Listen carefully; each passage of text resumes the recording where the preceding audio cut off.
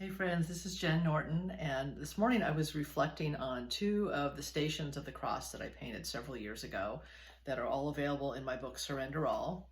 And the two stations I was thinking of were Simon of Cyrene, which is the one you see here, and St. Veronica. They're stations 5 and 6 in the Catholic line of stations. And I was reflecting on both of their stories as ways that God calls us into service or calls us into closeness with him, and they're similar and they're different. On one hand, you have Simon of Cyrene, who comes from out of town, from Libya, Cyrene, Libya, about 1,000 miles from Jerusalem. He's come in, maybe he was already there working, I don't know, but he's come in for the Passover ceremony, festivals, and here's Jesus being paraded through the streets, and somehow he finds himself in the crowd. And I think of it sort of in our terms, where maybe we're watching TV or we see something happening, a riot or something, and we might be in the crowd or we might be home watching the crowd, but it's so easy to put distance between us and whatever's going on. I'm sure Simon was thinking, well, I'm glad that isn't me, or I'm going to lay low and stay out of trouble. I don't want that to be me. He's maybe stepping back, and then suddenly he finds himself thrust in next to Jesus saying, hey, you help that guy.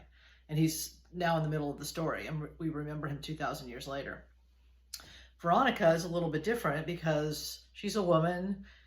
She somehow gets herself to the front of the story, right up to where Jesus is, enough to hand her headscarf to him to wipe his face. Now, a headscarf would be a symbol of who she was. Maybe she was married or had been, status. So it's symbolically, it's like who she is. She's giving all of herself to Jesus in that moment.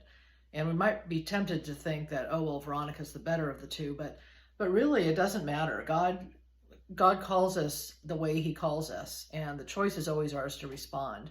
Veronica, she may have had something in her past that caused her to feel empathy and to move in that moment. Maybe she had a husband that she had helped through some sort of injury. Maybe she had children. Maybe she had done things in the community that were helpful. And so that action was maybe more familiar to her, and she felt ready to step forward and accompany Jesus in that moment. And maybe Simon didn't. Maybe it was a little bit far removed, and like I said, he put some distance, but yet when he was called to serve, he didn't slink back. He didn't take off and go, oh, let that guy do it.